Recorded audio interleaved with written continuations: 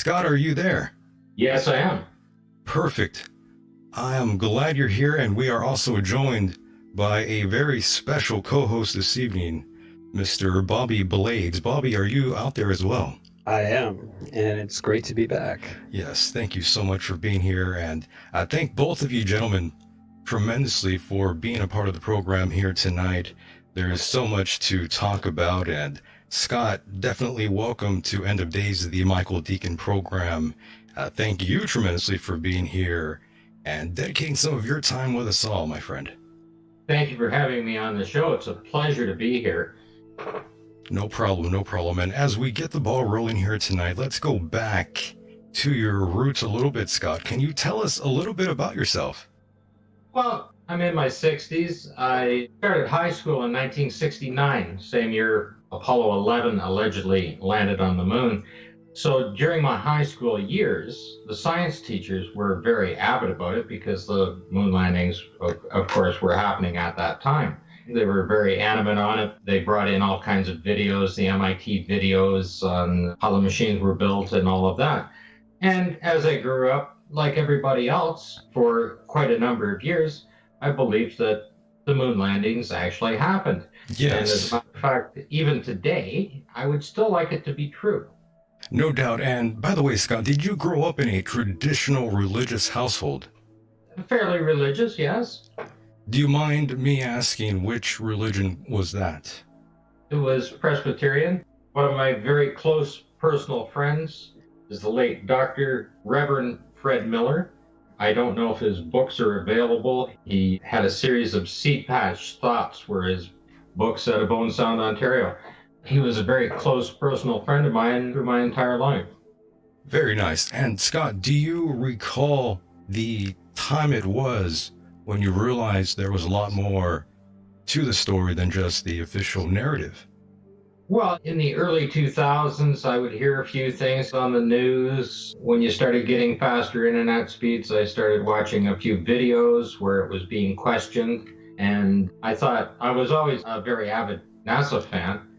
So when their websites went up and they started uploading documentations and everything else, I was into those all the time. I was looking at their PDF files, all the report server and everything else, all their test results. I was always into that, right? And when you read them, you believe that that's true, that's the technology, and that's everything else. But when I started into the photographs and started to see the different things that I found, of course, I was looking for what other people were stating in the photographs themselves on there. And I thought, well, I'll stop looking at their information and I'll just research it on my own. I wanted to have an open and clear mind when I was researching this. And during that time, I had an awful lot of time because I was looking after my parents as they were aging. So I was up all night monitoring them and I had to find something quiet to do. And this is what I was doing for 8-9 years solid. I was into the photographs. I went back through the documents. I've downloaded all of the files. I've downloaded thousands of PDF files from them. And when I started going back through, I was realizing that all of the problems that they were stating in there, they were never fixed. And of course, in the photographs, I went well beyond what other people had found because I started to find similarities in the equipment. So I separated the files into each piece of equipment through all 6 missions and compared them all. And what you will find is that it's the same equipment being used. It's the same LEM being used for all 6 missions. It's literally a studio set. Right. And by the way, when we originally talked the other day, I had said to you that I've seen a sort of resurgence in this topic, that it has come around, and history tends to repeat itself. And if you look at a lot of the headlines today, a lot of it seems to be repeating. You also mentioned that it didn't exactly go away, and you know, a big part of me does agree with you. The subject hasn't exactly gone away. It's only evolved.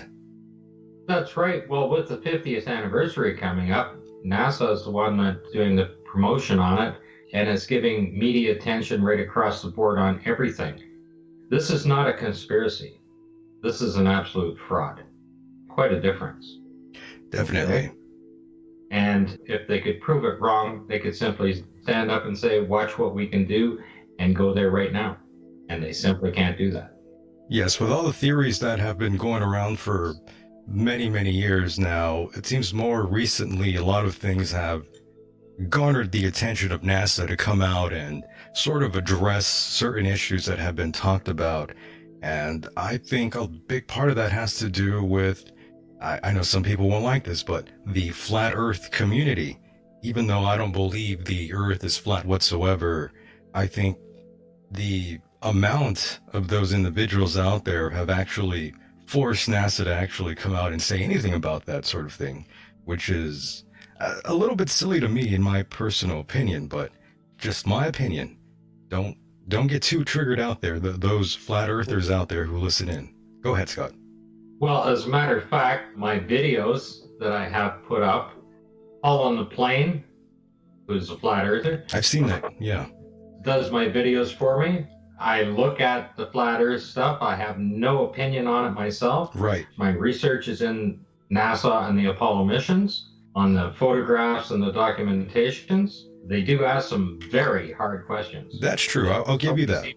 Answer. And I would like to hear the answers of it. I'm not going to research it myself. This keeps me busy. My videos, you'll find them on Paul on the Plane. He has his own website.com website, and as well as he has them on YouTube. On YouTube, yeah. A very popular channel, Scott. He has them on BitChute as well as a backup channel. You will find them under the Faking Space series. And it's an award-winning series. He's a professional when he does the videos, and he has his own radio show on Truth Frequency Radio. Yeah, he does a great job with the show on YouTube there. I haven't heard the radio show. I wasn't even aware of that, but the show on YouTube is great. Great presentation. I do like it. Yeah, well, the videos that he does, when I'm giving him the information, he's very quick to pick up on and understand what I'm saying, and he puts them together quite well for me. Very pleased with that. Yes. And by the way, on a side note here, as we get the ball rolling, I was curious about your opinion on space tourism. Over the last couple of years, we've been hearing all sorts of different people getting involved in the business. Elon Musk, and of course, Jeff Bezos, another one. What's your take on that, Scott? Do you think that's actually a good idea? Is it actually safe? Well, they're not actually going into space. They're going above the Kármán line, which is 62 miles, which is the technical line where you're physically in space. That's what they call it. But you're not out of the Earth's atmosphere at that point. You need to be out much further than that to escape the atmosphere. Those are nice little flybys. It gives them publicity, it gives them funding, it gives them whatever. And I don't think much more will come of that. Understood. It seems to be pretty expensive as well. If you remember early last year, we saw the Tesla Roadster. Many believe that was a hoax and not real footage. Any comment on that, Scott? It's probably one of the best CGI films you'll ever see. I mean, I can't believe that you can't put a camera on a machine that can last more than a couple of hours without the batteries going dead. You know, like if it was a real thing, it would be giving you a continuous feed, and as it went out, it would give you actual footage of the Earth. Amazing.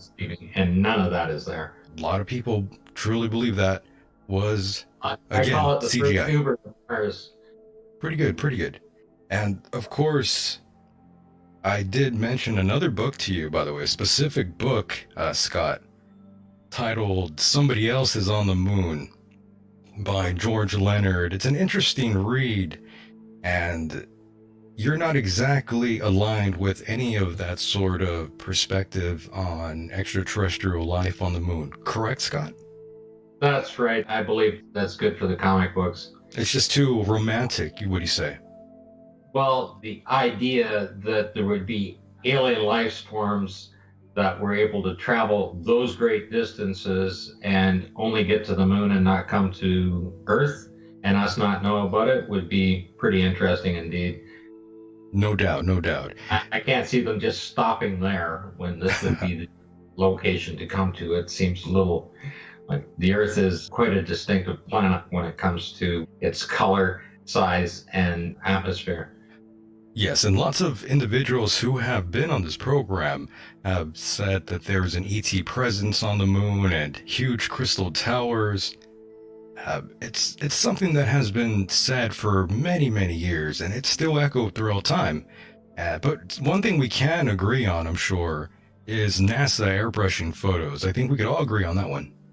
Oh, absolutely. They are the largest studios in the world as far as film and videos, things like that, right? They are the largest today. I mean, when you take someone like Neil deGrasse Tyson and they bring his imagination to life and put it in those documentaries on space, right? That's all done by them. And they're fantastically done. I mean, they're beautifully done. I've watched them all, the entire series, but they were doing that back when Carl Sagan was around. And by the way, Scott, do you recall what age you were specifically when this topic really hit home for you? By 2008, I really got serious. You dived right in then. Yeah, I bought a brand new computer at that point, faster internet connection. I could start downloading the photographs. And as soon as I found a few anomalies, I just had to keep looking. Yeah, I don't blame you. That's how it usually starts. The curiosity takes over, and then it's too late. You jump into that proverbial rabbit hole. Right. First, I was doing it for my own personal needs, just to satisfy myself. And it didn't matter what university or Johnson Space Center or whatever, nobody would respond to me if I sent them an email asking them a very simple question. Very interesting. And before we move forward, I wanted to tag back to something I mentioned a few moments ago.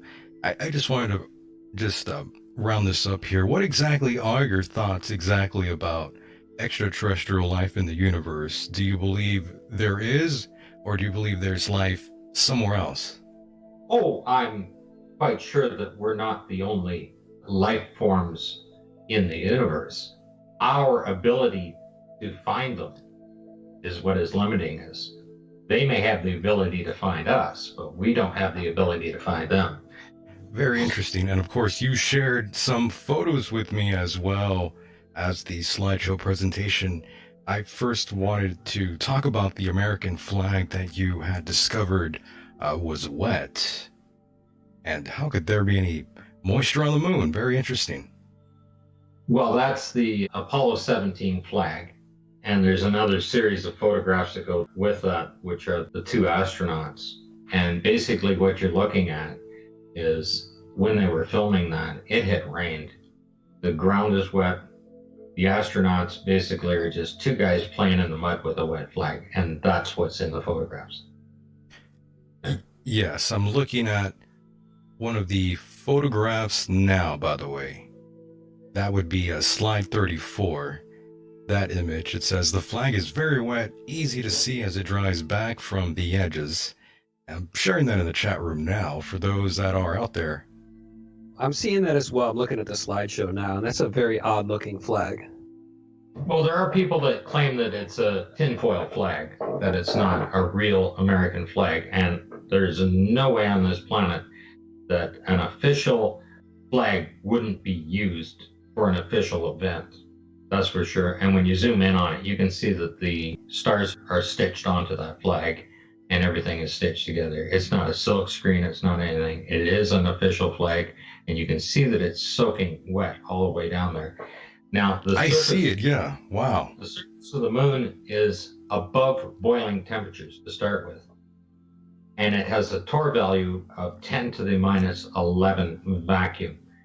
And once you get down in the Torr value to around 30, not even into the minuses, just around 30, you won't have any water. The same as you evacuate an air conditioning system on a car, they pump it down. Well, the reason they pump it down is to remove all the moisture. Like a low roughing vacuum will do that. The lowest we're able to create on Earth is a Torr value of 10 to the minus 6.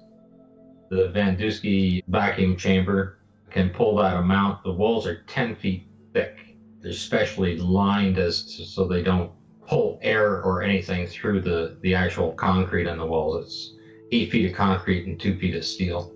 on the thing, and that can pull a torr value of 10 to the minus 6. And that's equal to 130 miles off the surface of the Earth. Amazing. And I observed a lot of the photographs along the way, and it still has me perplexed, really.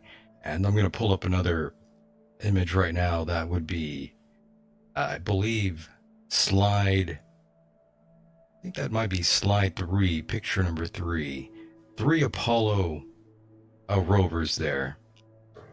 Oh, yes. That's Apollo 17. Correct. The one on the bottom right is one of the official resting places where they left the rover before they took off, and the wheels are actually turned in that one. There's another official photo where the wheels are straight, and they're actually 2 separate rovers.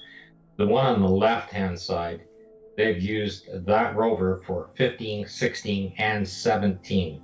It's the same rover, and they're easy to identify because the frame rails on them, they're all hand-built machines, and the frame rails are different on each one. Seems like they use the same equipment. On slide number 8, if you have it up there, that is the Apollo 17. The 3 different rovers are there, and the top 3 pictures are right in front of the right wheel. I mean, you can't change the frame on the machine when it's on the surface of the moon, right? Those are 3 separately configured machines right there. Oh, I see that. It's like the fenders on the wheel. One of them is all busted up, and then in the next shot, it's like it's fully repaired, and it's not discolored or anything. This one is kind of reddish, and then on the third one, it looks a little like ashes or something, but it only goes halfway. The frame rail itself, one is welded in, the other one's a straight box frame weld, and the third one is actually bent, it's curved. And the suspension arms behind it are completely different configuration, and that's on frame number 8. Oh, okay. The one on the left-hand side is 2 box frame pieces welded together with a little pin sticking out, and they're all welded to that. The next one comes in, and it's 2 box frames welded together, and the one on the right actually is bent, it's curved. And the suspension parts are completely different behind each one. And then 3 separate tire tracks. These machines were custom built. Each one was hand built, and no 2 are the same. Very unusual. And on another side note here, completely off topic, Scott, there's someone in the chat room who has been repeating this question, a gang of 4 in the chat room. They want me to ask you if this is Scott Henderson, the guitarist. No, not related. Not the same guy. But you are a musician, if I recall. No, I'm not a musician. You're not a musician. I simply wrote the lyrics for Walking on the Moon. I rewrote the lyrics for Walking on the Moon. Okay, and they're up on the Paul on the Plain site. You can sit there. It's up in the last few days. I just rewrote the entire lyrics. They're actually in the PowerPoint presentation. Oh yes, I see that now. Yeah, the right near the end there somewhere. Very nice. And of course, there was another interesting slide you had here. Want to drive this one home for the people out there on YouTube. You found what looks like a cuff checklist here. And I have that image up now for those in the chat room. Apollo 16 cuff checklist. Slide number 10. Yeah, there you go. Yeah, the checklist, those are basically storyboards when they're shooting each scene. I mean, you realize the astronauts were in helmets. They had communications that they had to do, so you couldn't have a second communication to them giving them instructions inside there. It would be heard by the other communication, right? But they're recording. So the checklists are on their wrist. These little booklets are on their wrist, strapped on their wrist. And it shows them what they're going to be doing during that scene. Like, these were prepared months before they even went for a launch. So on the top left of that slide, you'll see it's showing footprints. Where the footprint is going to be, where they lifted the rock out and where they set it down. The direction of the sun, the camera settings, where they're going to stand and what the camera settings are for each one.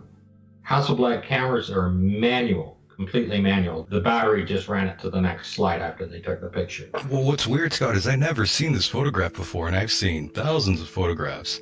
Never this one, though. Very weird. Yeah.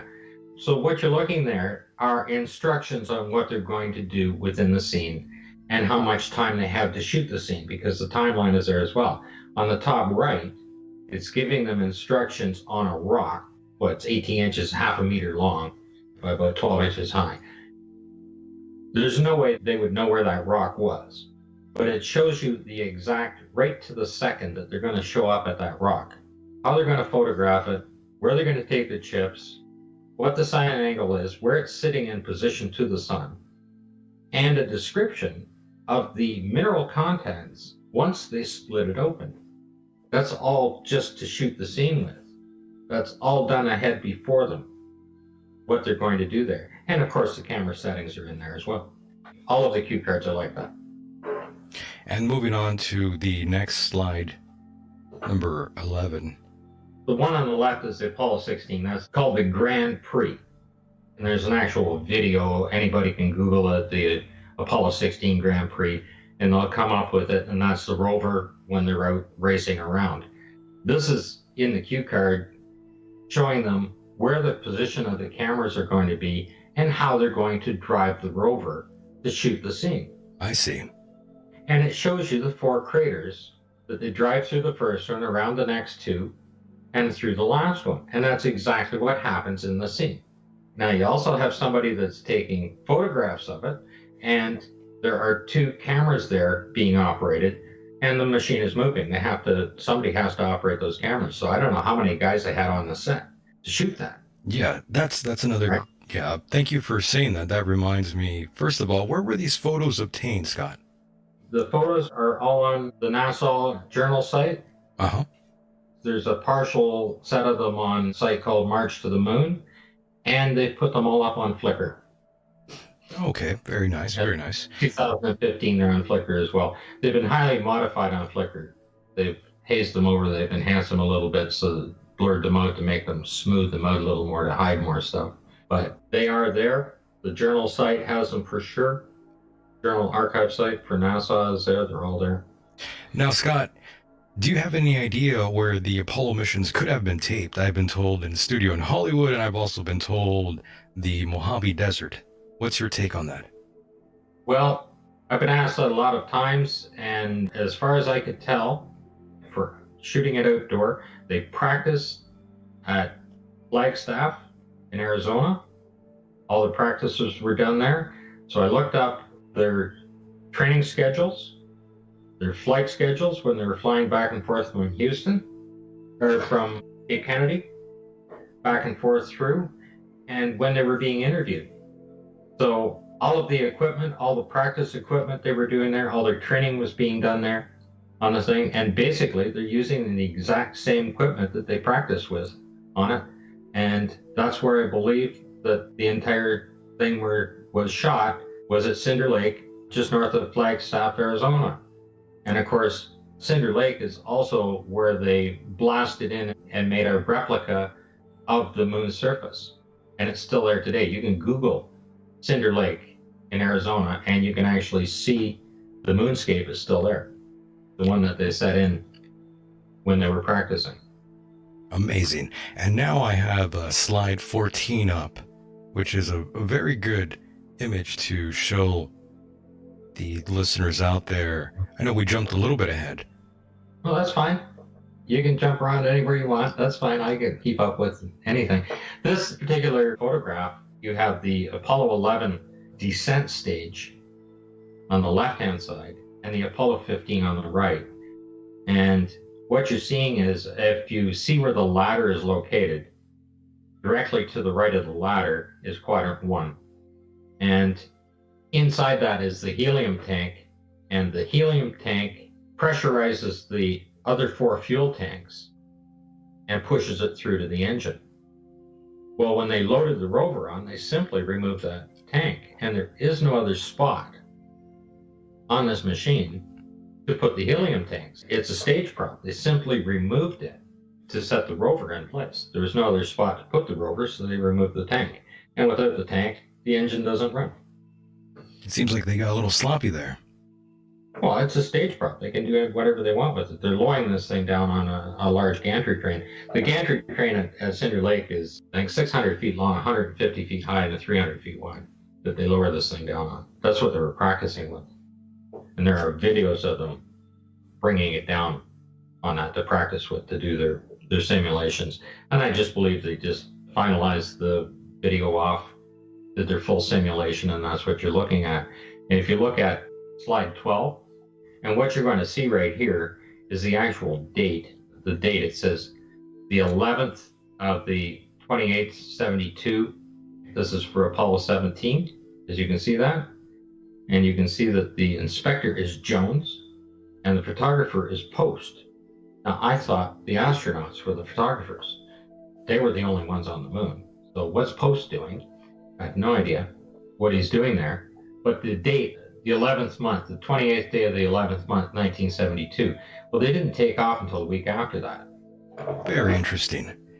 Yeah, I think they landed on the 16th or something like that. It took off. Yes. They took off December 6th or 7th, I think. I've forgotten. There's that many there. It should be on there somewhere.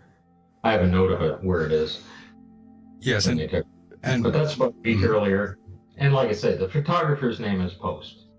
Yes. And then if you go back to slide 11, on the right-hand side, you'll see that they've penciled in Jones, and that's because that's where he's going to be standing when they're shooting the simulation.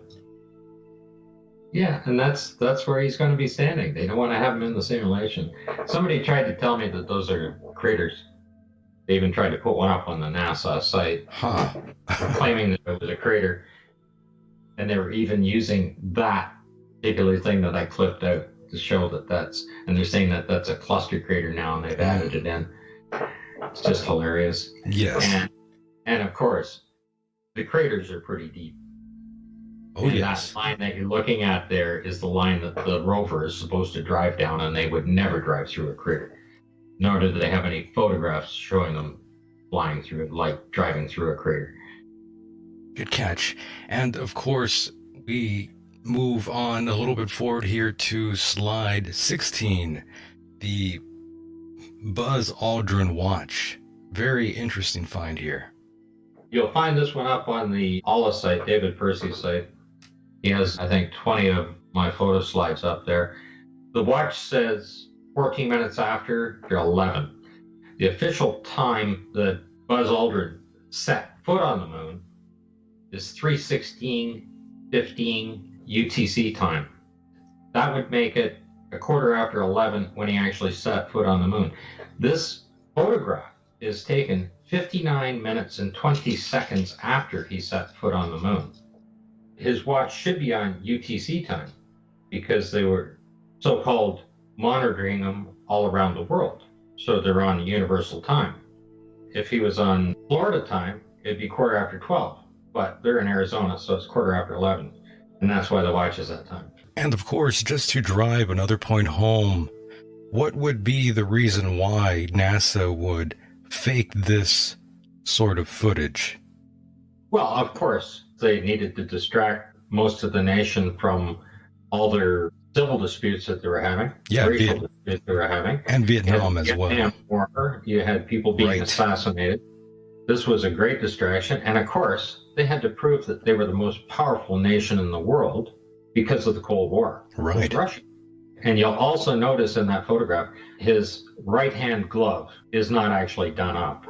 Where the ring connection goes is right in front of you. You can see right at the top of the gauntlet part, you can see the little black band there. Mm-hmm. Just under that is the ring that connects the sleeve to the glove. And the other connection on the glove end is down just where the watch band is.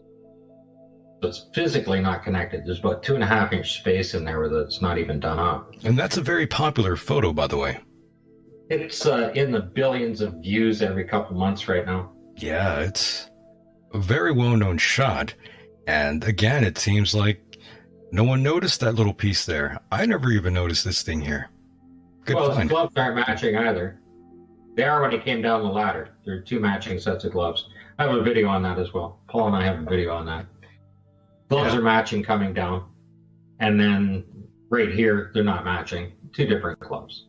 You can't change gloves. That is very strange. Just like you can't put sunglasses on the moon either. Every suit has a sunglass pocket up on the right-hand shoulder. That's why I wrote the music for Walking on the Moon. And it's Show Me How to Wear These Walking on the Moon. And you can watch that video on Paul on the Plane channel or at apollohoax.net. Very nice. And of course, moving on to slideshow 17, I believe it is. Oh, yes. Well, here we have the simulation is being shot at two different times. On the left-hand side, that is supposed to be Neil Armstrong taking a photograph of Buzz Aldrin coming down the ladder.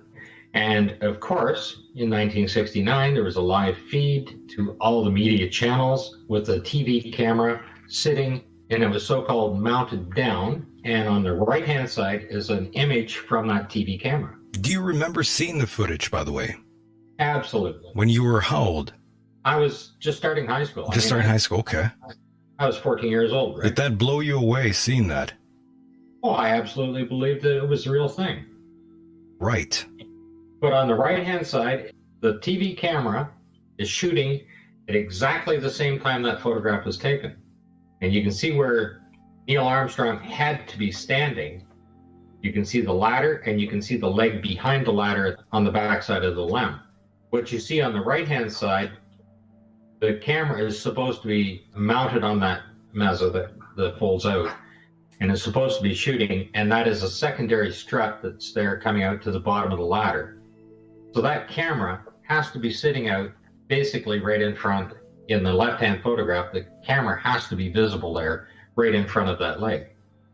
And it's not there. And of course, in the right-hand photograph, that's the live TV camera, and Neil Armstrong is way over on the left-hand side where you see that white spot. You can watch him walk around. He should be out right just under where it says Aldrin. He has to be standing out that far to be able to take that photograph. And it's at the same time. You can see Aldrin's leg coming down the ladder. Yes. And if you look at the color plate for magazine 40, it is dated one day before the videos are. They were shot the day before. All a week or so, 10 days before they physically landed on the moon. One shot on the 10th, the other shot on the 11th of July. And they landed on the 20th. Yes, and now we move forward to slideshow 19. Oh, yes, this is Apollo 16. Right. And what you're looking at is LEM that they've used over and over again. They practiced for a few years with it, and it's still sitting out there for another 2 years since Apollo 11. And on the top right-hand side, you can see all the paint's peeling off of it. And where I show the arrow there where it's pushed out on the flat panel on the left, they've actually put an explosive pack in there. So that top center photograph shows the foil in there where they push the pack into. And on the bottom right, it's showing all those panels are exploded off of there. And Scott, by the way, I'm sorry to cut you off, but someone in the chat room, I believe they just joined us a little bit before you already addressed this, but they're asking where you obtained these photos. Right from NASA. Okay. Right from their site. Yes, right from NASA, by the way, if you are curious. And yes, continue. I'm sorry. And underneath all of the videos that Paul and I have put up, we have a direct link right to the NASA site, right to the wet flag. Nice. Because I want to see when they try to change that, see if they get the virtual hairdryer out and do that. The Apollo 16 liftoff, and Paul and I have a video on that as well. Plus, you can go onto YouTube and just ask for the Apollo liftoff from the moon and watch the video, and you see the entire side panels blow off of this thing. Pretty wild. And when you see the size of the explosion that happens on it and realize the critical equipment that's behind that. I seen the video, yeah, when it explodes. Yeah.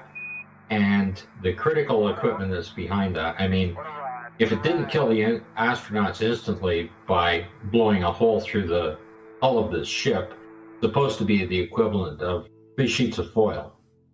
so thin you could poke your finger through it. An explosion like that, you just pulled into a pure vacuum, you would die instantly.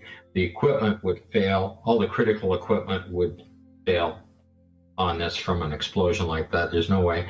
And there isn't even a comment from NASA or the astronauts on the explosion. You know what? In the video, I think I put up the commentary with the video and with the audio, that you can hear them and see the text on it, their actual transcript on it. No comments been made. Very interesting. And of course, one of the main reasons that I always suspected that the first time man allegedly walked on the moon, I always felt that technology was just not quite up there enough to actually make it happen. So I always felt, yeah, maybe perhaps they might have faked this sort of footage in order to compete against the Russians again. And of course, one of the main reasons why NASA was even created. Well, if you want to get some real detail on it, if your listeners would like some real detail, there's a book by Randy Walsh, and the book is The Apollo Moon Hoax Missions, Hiding a Hoax in Plain Sight. And I have his first book, part 1, that he's actually given me, and I've read through it, and he is so detailed. He's researched his stuff for years, putting this in, and he goes through the equipment piece by piece, right through to the computers themselves. Yeah, the computers were massive. Well, they're not like computers today. Yeah, not at all. You didn't have a keyboard. You couldn't put stuff into them. You had to use swipe cards. They had no hard drives, no way to store the information. Rope memory. Each rope memory, 16 kilobytes, weighed 4 pounds apiece.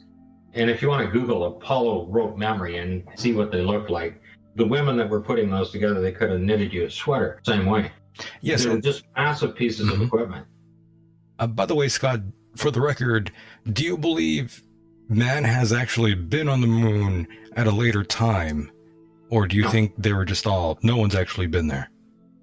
I don't believe we can communicate through the Van Allen belts, through the radiation, through the plasma, because plasma is probably one of the best antennas you can have as far as bouncing a signal off. Even the Van Allen probes in 2012 had a range of 432 miles where they could communicate with the Earth in their elliptical orbit. Once they got out past that, they lost the signal. Yeah, there's a very unusual video where it seems like there's these two astronauts talking about the Van Allen belt and how we didn't go to the moon. I'm not sure if you've seen that footage. It's been circulated on the internet for such a long time now. Many people have actually seen that video. I'm not exactly sure your take on it, though. Well, they have a difference of opinion on what they see and whether they went through the belts or not. First, they were told they went through it, and then they said they saw shooting stars in their eyes and things like that. But other than that, there was no effect. Any ill effects from the Van Allen radiation belts? No. Now, I'm not sure we went far enough out to encounter the Van Allen radiation belt. Maybe we did. I would think that if they were actually in that kind of dangerous situation, somebody would be giving the actual outside readings of the radiation around the machine and what the internal readings were of the radiation and how well the shielding is protecting them. It would be quite the concern. Even today, they will not give those figures. Even Orion in 2014, the numbers that they give are by simulation only. They will not give the numbers inside or outside the craft. And of course, as of recent time, the Trump administration wanted astronauts on the moon by 2024. Do you see that happening? It seems like they've been pushing back that date since the first. Apparently, he offered as much money as he could pull to get them there so that it would happen within his administration. And they just said they couldn't do it. No amount of money can do it. It is interesting that we haven't been there in such a long time. Well, the fact of the matter is we haven't been there. Or that too. Not such a long time. It's like allegedly. People say, when are we going back to the moon? Well, we haven't been. Correct. And of Okay. course, moving to slide 21 now. I'm sorry to jump a little bit ahead here, but You can go wherever it interests you. yeah, slide 21, I found that one pretty interesting. That particular photograph, to show you what I'm looking at, the slide on the left-hand photograph, top left-hand photograph, I was probably looking at that when I was going through them, because that's about 700 photographs prior to the one on the right. And I recognized the rock, and I had to go back through the photographs until I found it, like over a 6-month period. Mm-hmm. And what you have is the photograph in the center and the photograph on the right. And that rock is removed. But the one on the left, it's on the left-hand side of the rock. In the middle, it's on the right-hand side of the rock. And then on the far right, it's completely removed. And the astronaut has taken a step forward, but it's still within the line of sight. He stepped forward. You can see on the middle one where the footprints are, right? Well, he's now standing on top of those, and that's still in line of sight right to the rock. And that's all within a couple of seconds, apparently within a couple of seconds on the timeline between the two photographs. And how the rock disappears, somebody had to pick it up. The bottom 3 photos are the close-up of it. It's the same rock. And to me, what it looks like is it looks like the engine block out of a small bulldozer, because that's what they look like when you take the head off and lift them out. The main frame on the front with the rad and everything else. That's exactly what it is. And they're just shotcreted in to look like it. Yes. And of course, jumping ahead to 25. That's another one I think that drives the point home. Well, what you have here, I've had some dispute over what this piece of equipment is on the right, saying that it's not what it is. It's supposed to be a frame for some carbon dioxide scrubbers. Well, they have several different locations for the carbon dioxide scrubbers on the machine, but no payload specialist that was concerned with weight. And the biggest concern was weight on the Apollo missions, dropping every ounce. And they claim they even counted every stitch. The other one that's up under the leg is an actual PLSS. It's sitting up there. I believe the one that's sitting down beside the leg is they've taken the abrasion cover off to show you what's inside, which is just 2 canisters, and they would have had fans in there to help keep the astronauts cool. On the left-hand side is what is supposed to be inside of a PLSS. Okay, it weighs about 180 pounds. Those top 2 tanks, or purge tanks at the top, are pressurized to 5,800 pounds. And I would not want to have those sitting right behind my head. That's true. When you step into a vacuum, because you wouldn't even find pieces of your head when those things blew out. Yes, and of course, next slideshow's already up, by the way, when you are ready. On the left is Apollo 15, and it's showing the damage to the exhaust housing, the exhaust bell housing. It's actually sitting right down on the ground, and it's wrinkled in, and there's another better shot of that, which is 22. We'll pull that one up after to show it off. It goes with this. Oh, 22, right? Yeah, 22. Okay. You should probably show it first. I'll get that right now. This is Apollo 15.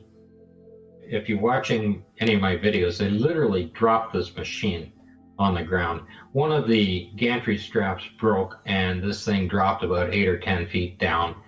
It damaged the rover. The rover literally was thrown off the Apollo 15 in the simulation. Wild shot. Those arms sitting down there, the 2 white arms coming down there with the cables hanging off them, and then the 2 pieces on the ground, those are the lowering arms for the rover. They're snapped right off. Those cables are snapped right off. The bell housing is crushed right in underneath on it. And of course, I showed a close-up on the right-hand side there of the cables that are snapped off. And on the far right are the schematics of how the rover is mounted in on those cables and how they're lowered down. And of course, also just to make a note that the refuge bag up there is now getting mold on it. It's been laying around since Apollo 11. So if we go back to 26, the other one you had up, with the two bell housings. The bell housing on the left is Apollo 15 shot from the other side, showing the wrinkle on it. And it also has a scratch on it as well. I see that, yeah. And the one on the right is Apollo 17. They're still using the same LEM to do the simulation. It still has a wrinkle in it and it still has the same scratch. Amazing. They've lifted a little bit off the ground, but it's still the same machine. They're just using them over and over and over again. I mean, if you're on a movie set and you have a giant piece of prop like that weighs a few tons, why would you get a brand new one? That's true. Might as well. Yeah. Might as well just recycle that. Again, I believe that they probably fixed it up and put it in a museum as well. Yeah, might as well recycle the pieces. Why would they build another one? Yeah. Good point. And of course, this is my favorite shot, slide 28, Scott. Love this one. That's a shot when they're panning around, and that arrow on the left there, that's zoomed in, and that is a car sitting on the set.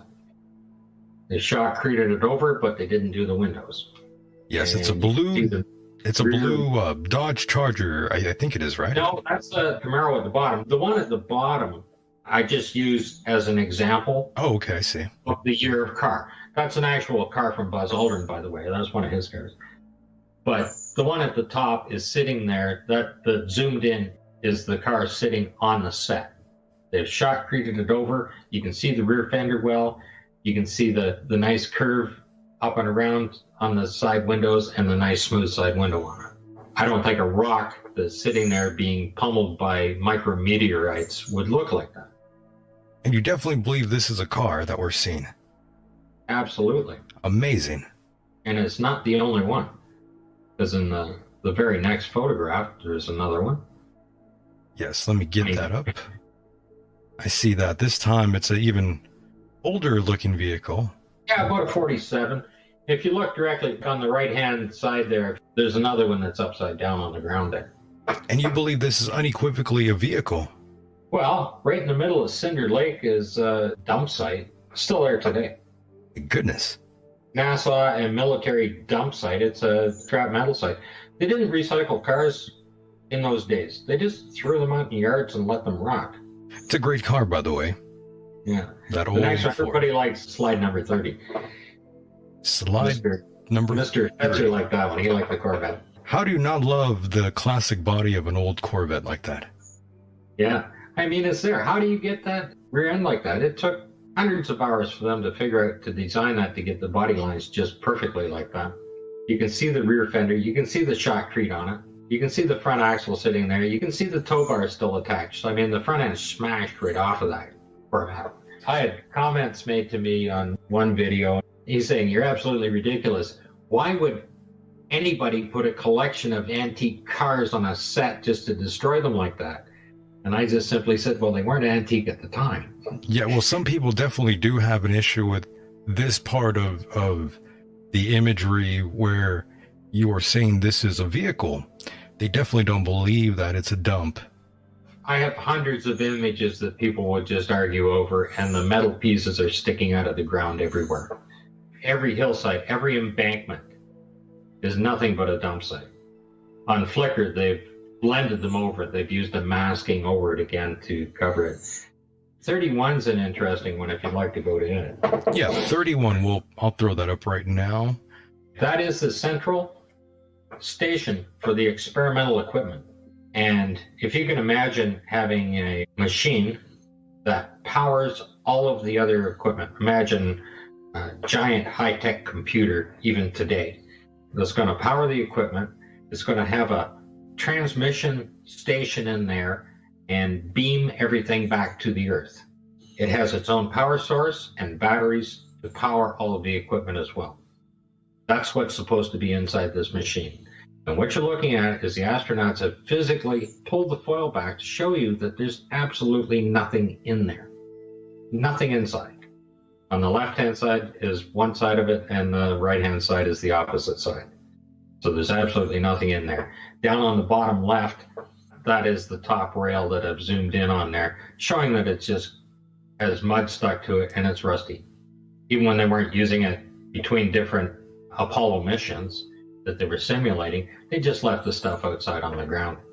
Amazing. And going to the next slide, 32, this is actually another great shot for those that are watching this on YouTube.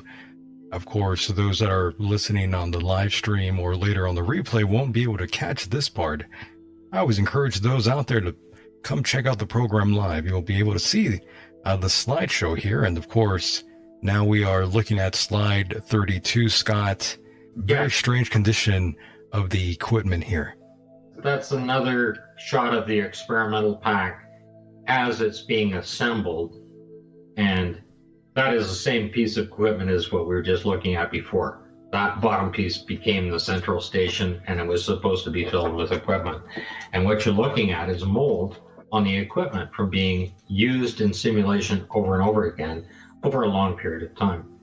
I mean, this stuff was supposed to be prepared in a clean room, loaded on a rocket, sent to the moon, and as soon as you pull it out and start and set it up, it looks like that. Yeah, it looks pretty. It looks pretty funky. Yeah, it's pretty funky. Yeah, something does not make sense. Looking at this photograph here, it looks like there's some moisture there. Oh, that's mold. Or mold, rather. You're darn right it's mold. No two ways about it. The ground doesn't look that dry either. That's true, it doesn't. No, that's Apollo 12. It rained in Apollo 12 and it rained in Apollo 17. And if you go to the next slide after that, 33. 33, okay, let me pull this image up here. Those photographs aren't blown up or anything. Those are exactly what you're going to find on the journal site or on Flickr. Those same photographs. On the very left-hand side, I have an arrow sitting there. There's actually standing water on this piece of equipment. On the right-hand side, you can see the green mold around it, and the mud is caked onto it. That is just water that has evaporated and dried back from standing out, from just being outside over a long period of time. Just looking at the soil around the surrounding area that of what we're looking at here, it doesn't look like that's even dry at all. No, it's not. On the right-hand side, it's exactly the same piece of equipment, but it's the next mission. So they didn't bother to put it away. And there it is out in the sun, and now it's all cracked.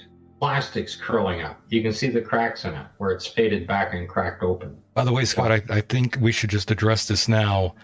We do have someone in the chat room saying blame Stanley Kubrick for the shoddy work.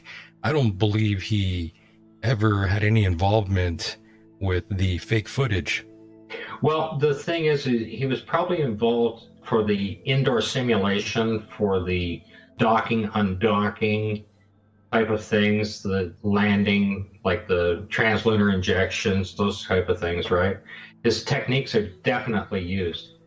And he might have been involved in the professional shots if you realize that each of the missions, there's about 2 or 3 dozen very professional shots, like Buzz Aldrin coming down, his famous shot there. Those are done by highly professional people. They're absolutely picture perfect. I could buy it if he was perhaps a consultant, but some of these shots, it would lead me to believe that maybe it was someone else. Right. But you also have 2 astronauts. They're out on the set, and they give them Hasselblad cameras. Nobody can walk out on the set because you can't have any other footprints out there other than the astronauts. So they're basically on their own. And the cameras actually work. They're supposed to be taking pictures, so there's got to be an archive. They were never, ever meant to be released. These photographs we're looking at were never meant to be released. Only the media shots were done like that. But the actual astronauts, who are not professional photographers, were rather disgruntled employees. I mean, 3 of their buddies died. They had 60 astronauts training. 3 of them died in a very mysterious fire. Whether it was rumored or it was real that they were murdered, it happened. These guys, all alpha males, and all upset. And if they want to get back at you, they're going to take those cameras and they're going to document it because they had no other resource available. They couldn't go to the media. Their families would be threatened, everything else. But they use these cameras to document it. That's what you're looking at right here. I'm actually on the next slide over, 34 now. Yeah. Back to the flag. Great shot, by the way. Oh, yeah. Beautiful shot of the flag. You can see water spots on it and it drying down and things like that. That's just an incredible shot. And I can't argue with you on that one. That one is just too solid for me. You could clearly see how the flag is not exactly dry. There is that damp spot right there, and it runs all the way up. well, that large file one that I sent you, you can see it in the white and the red as well. It's all the way across the top frame on it, the whole 9 yards. Yeah, you could see it on the red now. Yeah, I see that. But the one thing that amazes me is these photographs have been analyzed and studied for years. People that believe that they went to the moon, people that don't believe they went to the moon, have studied these photographs. They put them into photographic software, pulled them apart, put them back together, and looked at them, and in no time has any one of them ever seen that the flag was wet. And I have to ask myself, why am I the only guy that can see that it's wet? You know, Yeah, like if you believe they went to the moon, you can't see that it's wet. Yeah, I've never really noticed this. I've seen this photograph, I'm sure, but I've never noticed that. And that's clearly not a shadow either. Yeah, it is the Emperor's New Clothing Syndrome. Crazy. You believe you went to the moon when you look at the photographs of the moon because you believe it, because you were taught from a child. Every educational system worldwide has taught that man landed on the moon. So it's really hard to look at that. You can't see that it's wet. But once I show you that it's wet, it changes everything. It really does, actually. Very unusual. Because that can't be on the moon. Photographic film does not work on the moon. Yeah, again. And that shot past that 35 is Harrison Smith, and he's picked up actually some mud and he smeared it on his suit. And in the very next shot, they've washed it off. The suit is clean again. Impossible. Yeah, I'm throwing that up right now. Now it's on the screen. It's a great shot, too. Yeah, you can see that it's washed off, and you can see that the suit is wet.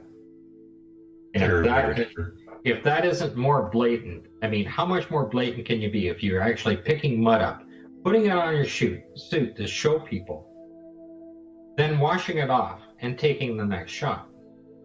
It's very deliberate. They are the whistleblowers, but these photographs were never, ever meant to be released.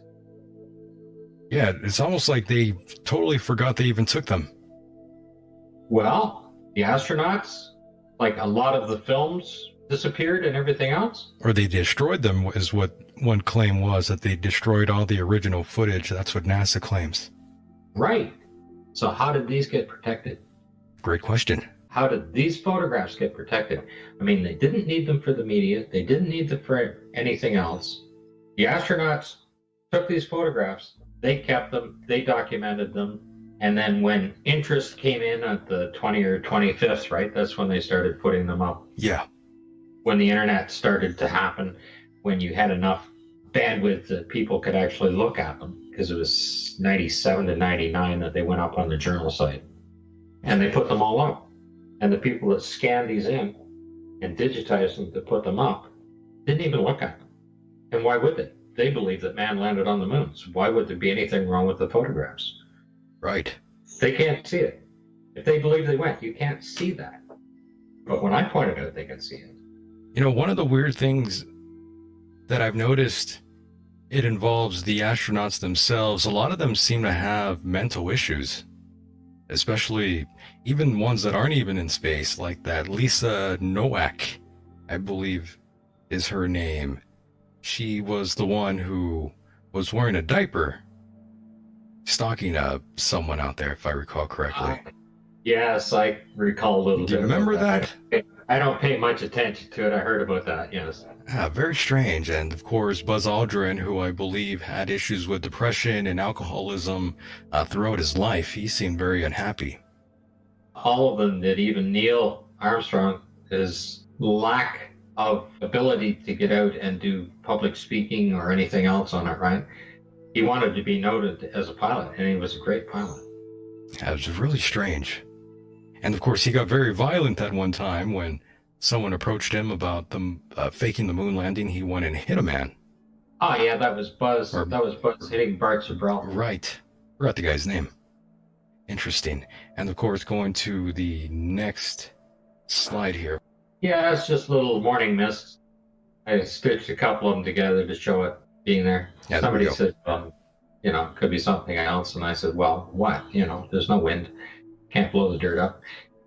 And for those that are listening later on, it says the crews must have started working early in the morning and then had to wait for the mist to clear. The astronauts were kind enough to take a couple of photos to record the event. Yes, they were very kind enough to shoot all of these photographs for us to see. And it's the way they shoot them. They each have their own style, how they reveal the fraud.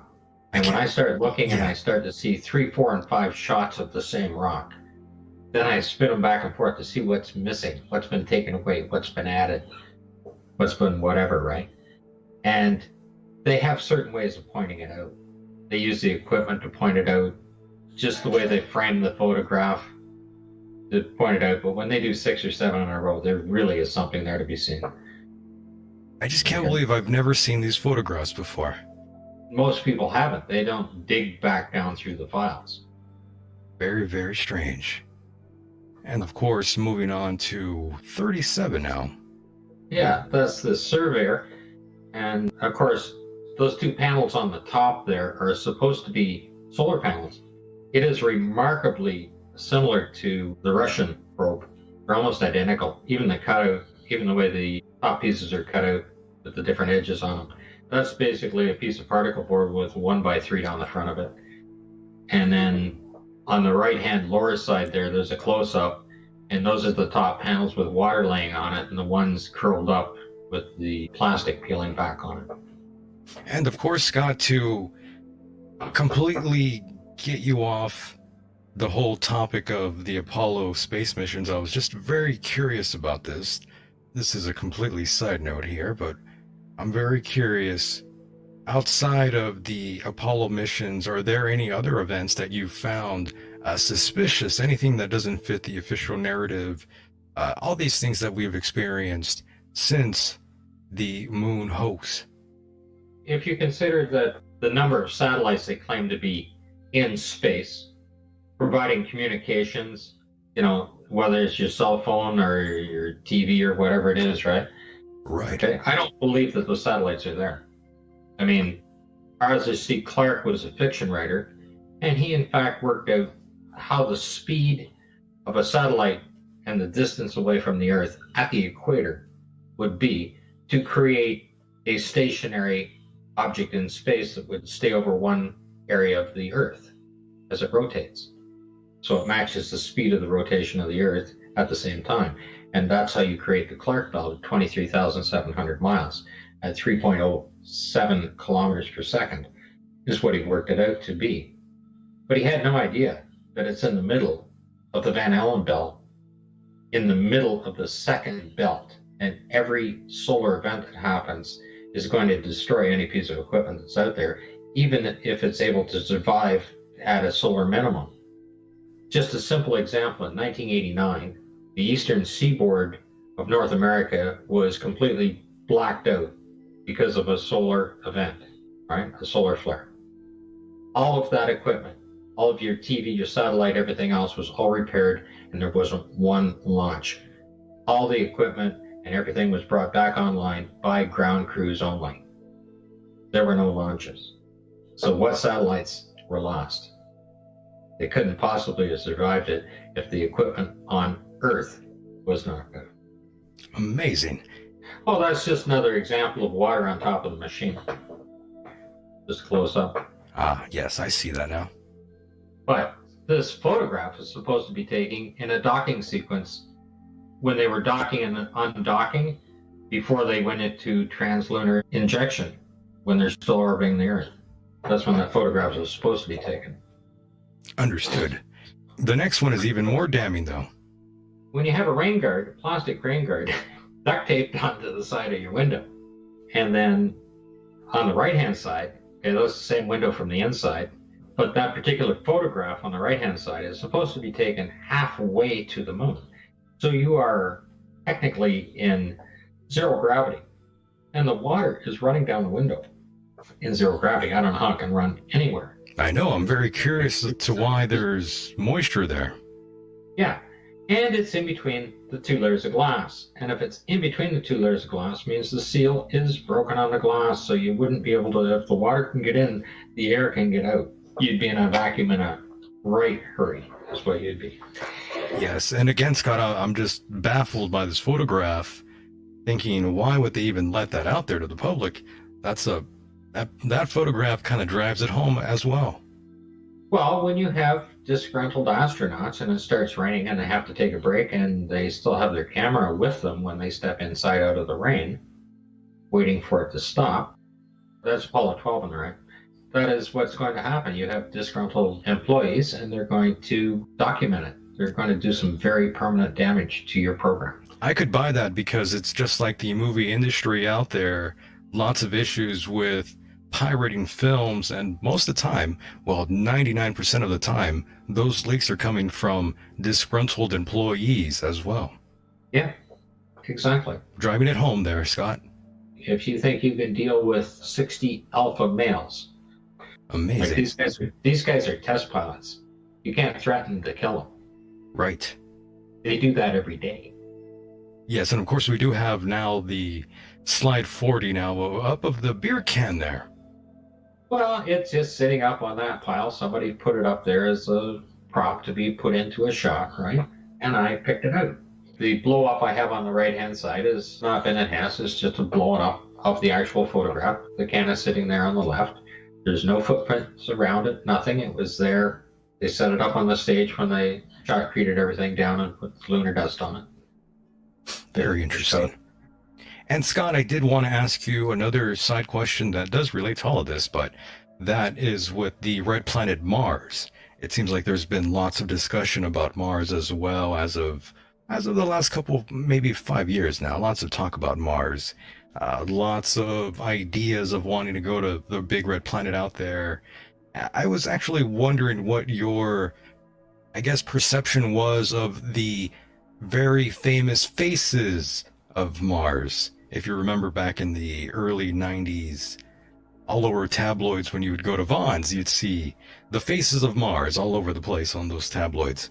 Your take? Yeah, the faces themselves could be anomalies, whether they're physical structures, the theory that we may have migrated from Mars to here when it became unsuitable to live. Right. I mean, over billions of years, it may have been possible. You can't say no to it. You can't prove it either way. It's a good theory. It makes sense. There's some very interesting photos. I'm sure you've looked at them. I've looked at the photos. Yeah, there's some great shots. There. I mean, the reason they want to push for a Mars mission, right? Because our cameras and our telescopes reading is so good, we might eventually be able to see what's going on the moon. So if you go that much farther out, it's just a little dot in the sky. We can never prove either way, right? They have the CGI. They can do all the CGI they want. We can't get in close enough to say that it's not Mars. The moon, we're getting that close.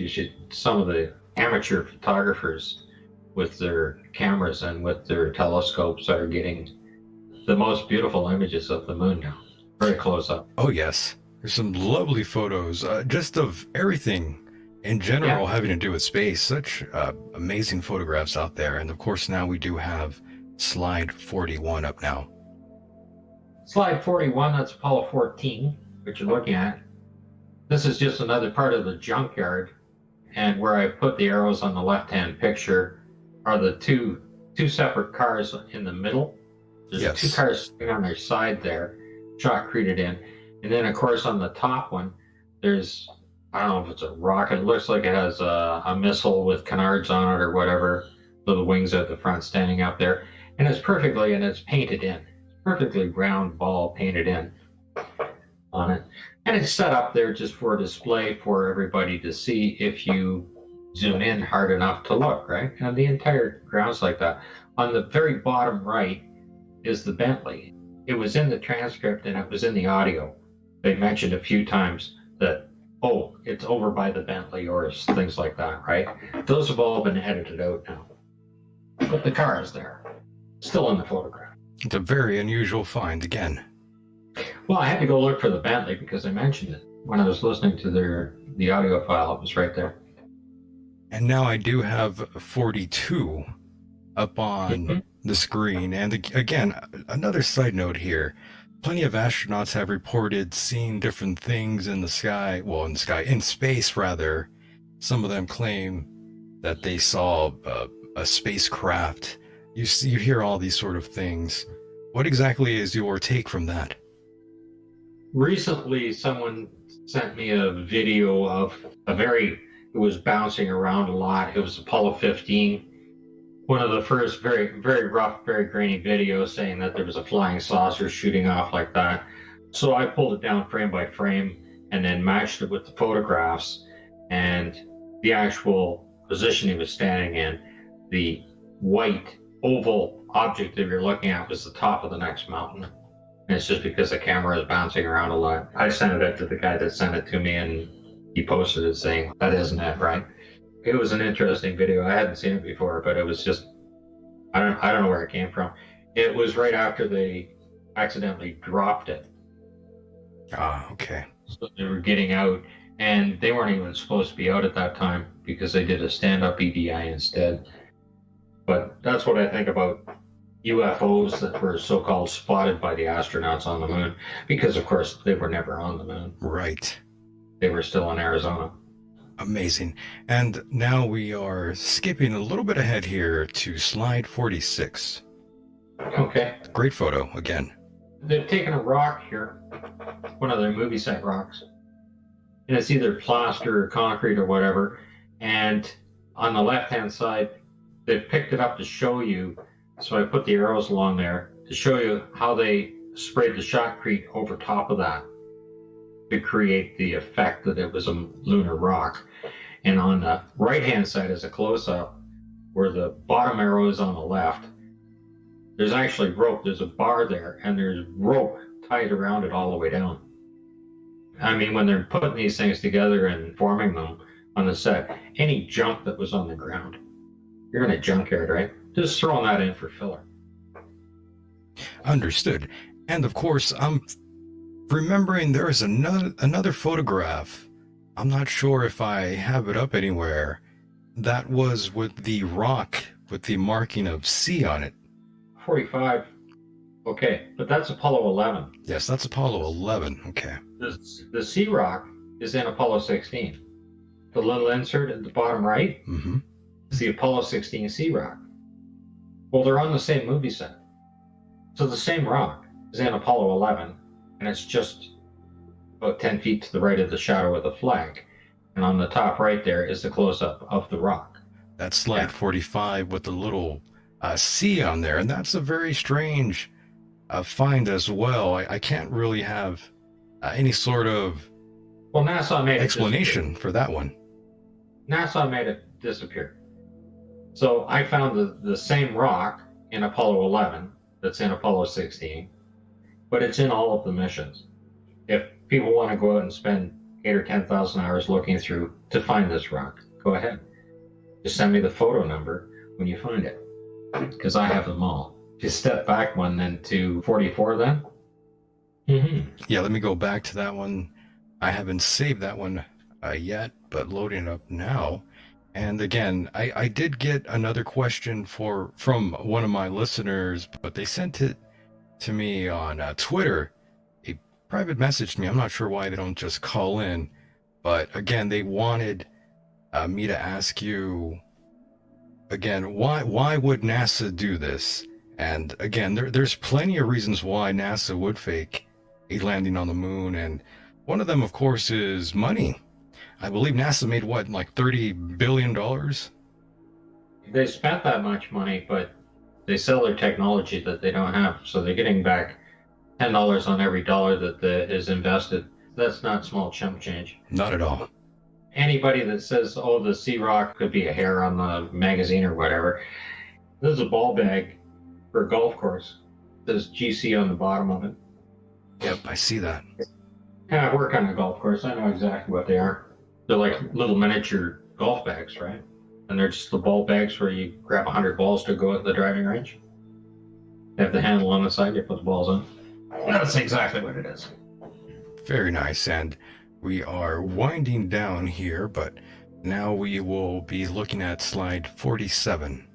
This one in particular, this is another method of creating a rock using a wire mesh and then plastering it over. You see it at Disney or anywhere else, right? This is how they create different structures on it. So on the right-hand side, the blow up, of course, the astronaut is pointing it out using the tongs there. There's a little rake tong. And right below it is that shot, and you can see the wire mesh underneath it on the right-hand side there, where I blew it up. Certainly. That reminds me now, Scott, since we have made it this far, and I totally forgot to ask you about this. I should have asked you early on.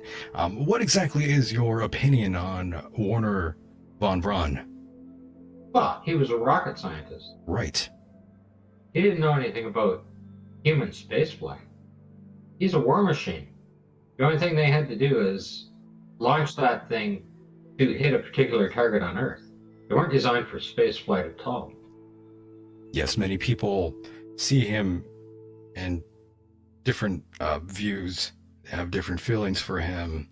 Some believe he's a hero, others believe he's just a war criminal. In the eyes of the people of the United States, he's both. True. He did help propel did he change from one to the other when he came to the United States? That is the question. That's the main question. We know what he was before. Right. And we know what the United States say he did for them, which he did. But for what reason? There's always an underlying purpose when it comes to him. Yes, that's when things get a little muddy there in the waters when we bring up von Braun. That's right. And the other half of his team went to Russia. We have such a complex history, don't we, Scott, here in America? We'll never know the true answers. We really won't. The true reasons why people do what they do. Right, because you don't see life through their eyes, so we won't ever know. All we know is what the results are of their actions. Right. And the results of their actions is the United States declared themselves the most powerful nation in the world. They claim we have the technology. And here's the problem I have with it today. Okay, we're teaching our children. Yes. That we have the technology. We can fix this. We can go to the moon, for God's sakes. We can fix anything. Well, I think our oceans are in trouble. We're decimating this planet at an alarming rate. We're extincting thousands of plants, animals, anything that's living that we can't find a use for. We are eliminating from this planet. We mine stuff. We go fracking. We do everything. And if somebody asks, they say, well, we can go to the moon. We can fix anything. Look at the technology we have. We can't even cure the common cold. Yeah, we definitely pillaged the earth. That's true. But somebody comes along and said, don't worry. We've got all this technology. We can fix that. We can go to the moon. We're going to go to Mars. We can fix anything on this planet. And if we can't fix it here, we'll go terraform a new one. Yes, that seems like that's the idea now. And it's become a religion. You know, Stephen Hawking was the Pope. I mean, he was just like the Pope. Couldn't understand a word he said. True. Right? Somebody had to translate it for the Pope so you could understand him because it was in Latin, and a computer had to translate it for Hawkins. Couldn't get any better than that. Right. People are afraid of the unknown. Yes, they are. That is the basis of religion itself. So religion saves the individual because we can't believe that things just might end. They can't believe that there's an end to it. They can't believe that there isn't a hereafter. Well, technology and science says we can do all of these things because we can't believe that the human species as a race could become extinct. We can terraform a new planet. We can do this. We can do that. It becomes a religion because they can't imagine that nowhere in the universe would it ever be known that we ever existed. Yes, that's incredible. And of course, now we do have slide 49 up now, by the way. That's the lyrics for my song. That's my personal quote at the bottom there. Some say I'm full of wit, others say just half. People call me a half-wit, I guess. So take me on your spaceship and we'll have a good old laugh. We'll go walking on the moon. I mean, though, Scott, I am curious, though, if you ever did have the opportunity to go up there in space or whatever, one of these luxurious trips they claim, would you actually do it if you had the financial means? Oh, absolutely. Not afraid of heights, I see. I would love to take an orbit around.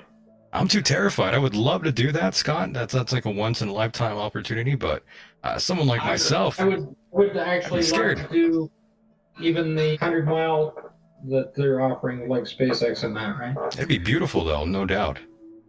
I mean, you'd be high enough you'd see the curvature. Right. It would solve a lot of things that way, right? Answer the questions. You'd see the technology that it would take to get just the first 100 miles up. And you'd understand that you can't go any farther. Like you're already at 100 miles, you're at a torque value of 10 to the minus 5.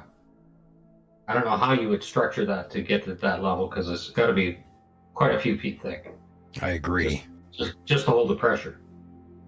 Like if the Sandusky vacuum chamber is 10 feet thick at a torque value of 10 to the minus 6. How thick is the International Space Station at 255 miles at 10 to the minus 7? And if you went out to see the Hubble and had a little spacewalk, now you're at 10 to the minus 8. How thick is that spacesuit? The Glenn Research Center vacuum chamber. Now, when you're on the surface of the moon, you're at a torque value of 10 to the minus 11. And the image on the right can only handle 10 to the minus 6. Pretty much says it all. Certainly does. Certainly does. And of course, we will skip a little bit ahead here and we will go to, I believe this is slide 59. Tell me about that one. These are the flight paths to and from the moon, as they are now stated. Originally, the flight path, they were circling fairly close to the equator, did the translunar injection, shot out to there, and connected with the moon. Now, all of a sudden, in these photographs, they go up, hit 17,500 miles an hour, make a left-hand turn, go up over the North Pole and around to escape the deadly portion of the Van Allen belt. This is what they're trying to prove. Well, if you're going 17,000 miles an hour with 120 tons of equipment and you got to make a left-hand turn, it's not like turning the wheel in a car. You have to use fuel to shut the 17,500 miles an hour down in one direction and more fuel to accelerate it again in the other direction. Just simply can't happen. You need 2 more Saturn V rockets to do that, just to make that maneuver. I mean, in all the movies, they run out of fuel and the thing stops in space, right? It doesn't happen. You keep on going the same way. And these are the different things. NASA, in their documentation, claim that the translunar injection can only occur on the antipode if you draw a line from the moon to the Earth, right through the center of both. The antipode is on the back side of the Earth, on that axis through. And you have to be on that axis when you start to accelerate to reach the moon. You can't go up and down and over and around or do anything else. Just doesn't happen. And they have modified these files. 57 is the original. Oh, slide 57. 57 is the original. Okay. Showing them going around. Yeah, let me throw that up now. This is the one that's in their press kits and in all their other documentations. And it's in thousands of pieces of documentations and it's described in documentations. Wow. Very interesting. And I looked at the chat room really quickly and Bobby Blades mentioned Planet X is coming. I did forget to ask you all about that. What exactly is your opinion on Planet X, or Nibiru as they claim, made popular by people like Zecharia Sitchin and Eric von Daniken? The list goes on. I don't pay too much attention to Planet X itself as far as whatever. Sure. It's all to keep interest in space It's always another angle to get interest in space. It gives another layer to the conversation when you're talking about it, and it makes people think in a different path. True. If we're going to get hit by something, we'll never know what happened. We won't even see it coming. We don't have eyes out there to look. The one that hits us and takes us out, just like the dinosaurs. Apophis. I Allegedly. want to be standing right smack in the center of that when it happens, so you never know what happens. Allegedly, a huge asteroid, for those that are listening, Apophis, will fly by Earth Friday the 13th, 2029. That's what scientists have been saying, but, I don't know if that's accurate or not. Oh, it's going to be Friday the 13th or April 1st, right? Allegedly. Yeah, they fly by all the time. There was one that had flown by, and it actually was inside of the lunar orbit. It was closer than 250,000 miles. They didn't find it until about 2 months after, when it was going by, and then they backtracked it and said, oh, hey, it must have come from here. That's how close it came. By the way, on a complete side note, in regards to, let's say, for example, Neil Armstrong, Buzz Aldrin, like Michael Collins, if you ever had the opportunity to talk to them one-on-one, what would you say to these individuals? I'm very curious what your take would be. I would thank them for their dedication to and service for their country, for their military, and for the duty that they did. I mean, they didn't choose to do this.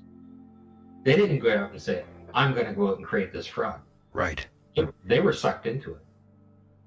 They were victims. That's the way I see it. They had no choice in the matter. They were on the front line of the Cold War. That's who they were. And they should be commended for that. Right. I would never accuse them of anything. Okay? They did what they had to do. They took these photographs to show you that it was a fraud. The most daring thing anybody's ever done. And now we do have slide 64 up. It's the Van Allen belt and Apollo. Yes, well, that's another trajectory that they were trying to show that they were going through a lesser portion of the Van Allen belts instead of straight in and out, missing the inner belt completely on that particular shot. Just didn't happen like that because it wouldn't hit the moon.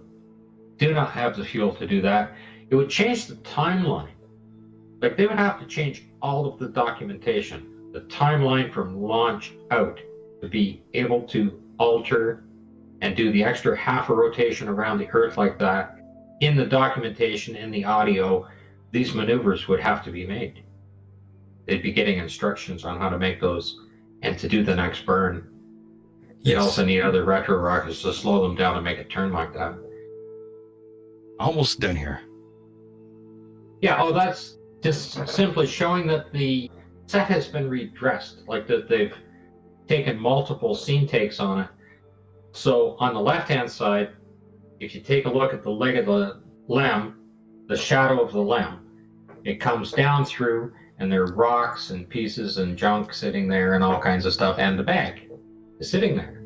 The drogue, which is the sensor, is sitting off on an angle, at the same angle as the leg. On the right-hand photo, now it's propped up straight. Directly behind it should be the bag.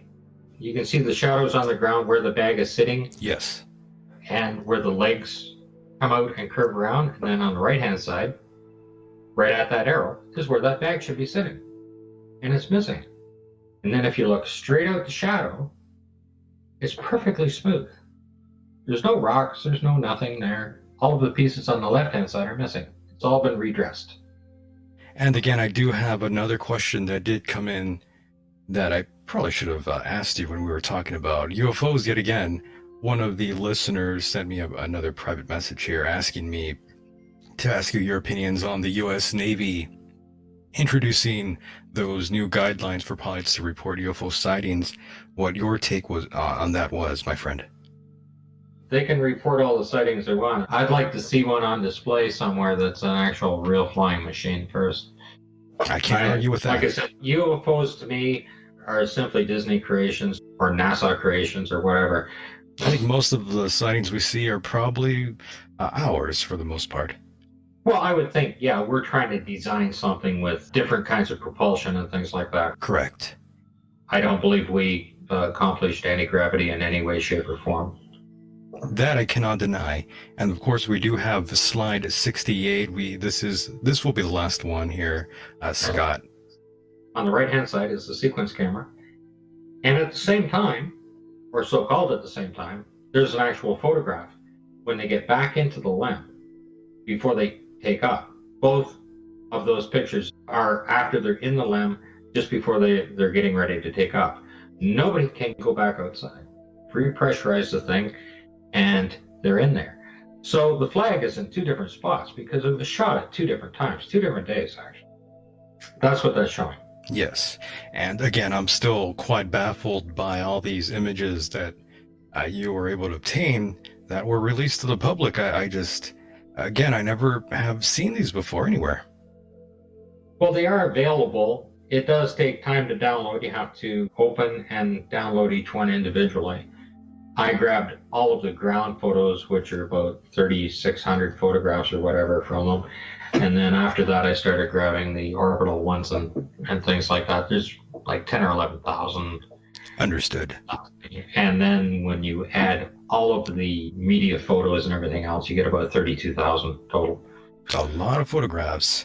And Scott, do you plan to write any books? I'm in contact with Randy Walsh, and I mentioned his book. You can find his book on Amazon, The Apollo Moon Missions, Hiding a Hoax in Plain Sight. And he's writing a couple chapters on me, I think, for his next book, and he hopes to have it out before the 50th. Very nice. And of course, Scott, before I do cut you loose here, I wanted to leave you with the final word. Anything you want to get off your chest, anything on your mind, feel free. The floor is yours, Scott. Oh, I really don't want to get anything off my chest. I would like to thank Marcus Allen. Marcus Allen, okay. Because when I first started reaching out to people and asking questions, and I wasn't getting a response from anyone, nobody from NASA or Johnson Center or anybody like that, no universities would respond to me on even the simplest questions on the photographs. They simply didn't respond. Marcus Allen was the only one. I started showing him a few of my findings, and he was quite interested. And I encouraged him to present my findings. And this is going back 6-7 years more than that, 2013, 2014, somewhere in there. And we've been in contact with each other, hundreds of emails a year. He's looked at all my work as it's being developed. He knows these photographs inside out and backwards. He knows the films. He knows the cameras. And he's been doing it for more than 25 years himself. And he actually encouraged me to come out and present my own information. And so he encouraged me to come on a few radio shows with him to help ease me into it. Sure. And it got the attention of David Percy. And David Percy said he'd like to have the photos done in this kind of format, the same that I've put in this PowerPoint presentation. People can look at these photographs. They can disagree with me. It doesn't matter. The fact of the matter is these photographs exist. I didn't take them. I didn't post them online. I didn't prepare the set to show what's in there. Everybody else did that. I'm simply saying, here, have a look at it. The flag is wet. If you can't see it, I'm sorry. Right? If you need a PhD to see it, well, a lot of people are gonna, die before they get one. Very true. And small water, right? They'll soon become extinct if Yes. they can't fit by water, right? Unfortunately, yes. And But once you see it, there's no way not to see it. And this is the point. When I point something out and say, this can't happen, like this last image, how can the flag be moved? Both these are supposed to be taken at exactly the same time. Well, they're shot on 2 different days. One's a sequence camera and one's a Hasselblad, right? 2 different days. If you look at the color plates on the front of them, the dates are on there to show you that those are on 2 different days when they were shooting it. yes, and Scott, I do want to thank you for being a part of the program. Tremendous. I did enjoy talking to you. Very informative, and I did enjoy the slideshow as well. Great presentation great program, lots of new information that really hasn't been made to the surface, hasn't really been acknowledged yet on the surface. So I do thank you for coming forward and presenting this to us tonight here. Well, thank you for having me on, sir. No problem. We'll definitely do this again in the near future. We'll talk again, and probably this time we'll cover some other topics, perhaps, that will transpire some more great dialogue between us here. Okay, thank you, sir. I hope everybody gets out and takes a look for my videos at Paul on the Plane and at apollohopes.net, and my photo plates I have up the David Percy's Alles site as well. Perfect. Thank you so much, my friend. I'll talk to you on the other side. Okay, thank you, sir. All right, good night. Good night.